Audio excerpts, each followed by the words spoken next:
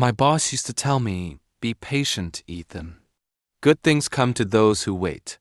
But one day, I realized what he really meant was stay underpaid forever. I'd been working 60-hour weeks, thinking I was building a future. Turns out I was just maintaining his comfort. So I stopped waiting, and when I finally walked away, he found out I was making more than him. That's when his jaw dropped and my life finally started. If you've ever been told to just be patient or watch someone else take credit while you stayed loyal, you're gonna feel this one deep. Hit subscribe, drop a like, and tell me in the comments, have you ever seen karma come full circle in the workplace? Because this story is about patience turning into power. My name's Ethan Cole, and a few years back I was 32, a mechanical engineer working for a private aerospace supplier in Seattle. A kind of place where everything looked perfect from the outside. Glass offices, high-tech labs, smiling, team culture posters on every wall.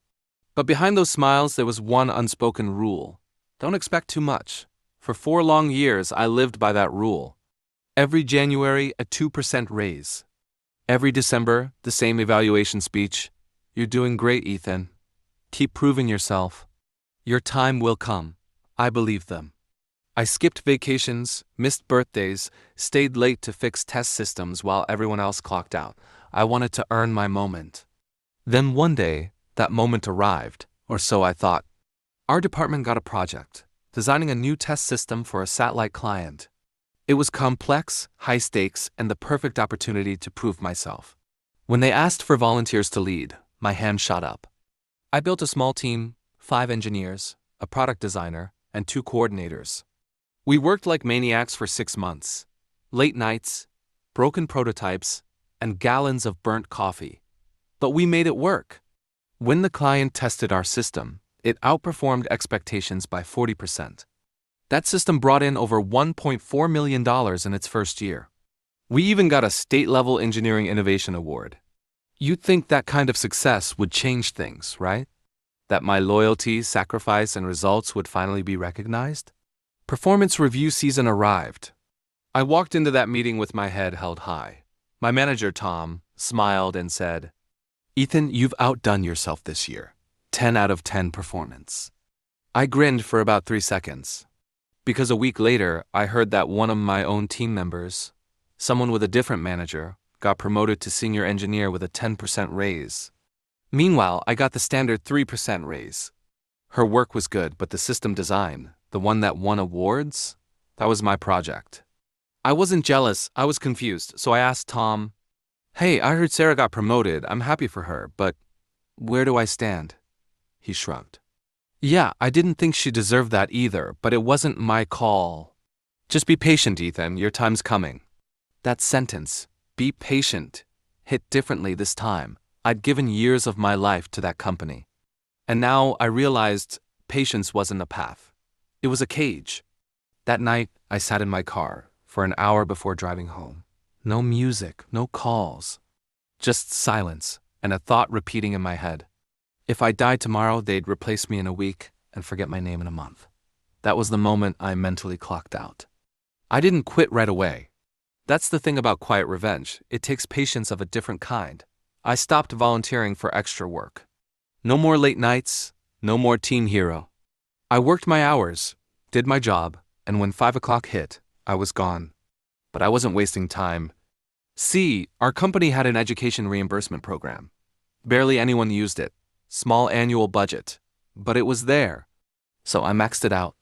While Sarah, the newly promoted engineer, used her tuition program to start an MBA, one that locked her in with a multi-year stay clause, I went the other way.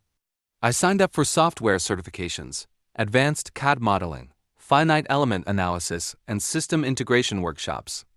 Each one sharpened my technical edge, and here's the beauty. They came with no stay requirement. Every time I completed a module, I added it to my resume. Quietly, strategically. My boss thought I was just upskilling for the team. But I was building an escape ladder. By the end of that year, my skills were way beyond my job title, and my heart was already out the door. Once I had the credentials, I started applying elsewhere, not just anywhere. I targeted companies that needed what I just learned. Within 6 weeks, I got a call from a renewable energy manufacturer in Portland. They loved my certifications, my aerospace background, and my project management experience. The offer? Double my current salary, plus overtime pay, plus stock options. When I read the offer letter, I actually laughed, not out of arrogance, but relief. It was the first time I felt seen. I typed up my resignation and handed it to Tom. His expression shifted from confusion to panic. Wait, Ethan, we just paid for all those classes. You can't leave now, I smiled.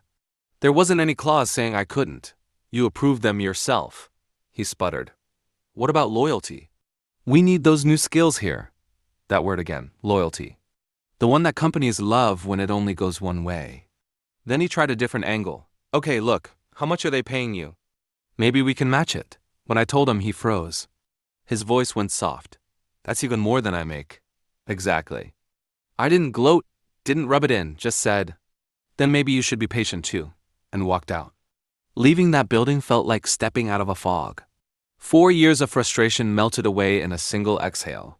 My first year at the new job, I made 3 times my old income, including overtime. I finally paid off student loans. Bought my first house. Took my parents on a vacation they'd dreamed of but never afforded. But more than money, it was freedom. I didn't wake up dreading Mondays. I didn't feel invisible. And irony had a sense of humor. 6 months later, that same aerospace company reached out for a consulting quote. Guess who was the technical liaison for my new firm? When Tom saw my name on the call list, he went quiet. The last thing he said before disconnecting was, "Didn't think patience would pay off like that, huh?" I didn't reply, just smiled because I didn't feel angry anymore, just grateful I'd finally left. That project was just the start. Over the next couple of years, I found my rhythm, grew into leadership, and started thinking bigger. Life was good, but I kept thinking about all the young engineers still stuck in be patient purgatory. The ones giving everything, waiting for scraps of recognition. So I started something small, a STEM education scholarship at my local community college. Just 1 student each year. Funded personally, named after my late father, who taught me to fix machines with both hands and heart. It wasn't about charity, it was about balance. Turning what once felt like betrayal into growth for someone else. And every year, when I read the thank you letters from those students, I remember that sometimes revenge isn't about making someone else lose. It's about reclaiming the life they made you put on hold. If there's one thing I learned, it's this. Patience isn't loyalty if it only benefits the other side. You owe it to yourself to grow, even if that means outgrowing the place that held you back. Because the moment you stop waiting for permission, you start winning. If you've ever had to walk away to finally be valued, hit that like button. Subscribe for more stories where justice isn't loud, it's earned. And tell me in the comments, what's the moment you realized your patience was just their way of keeping you small? Because remember, sometimes the best revenge is growth.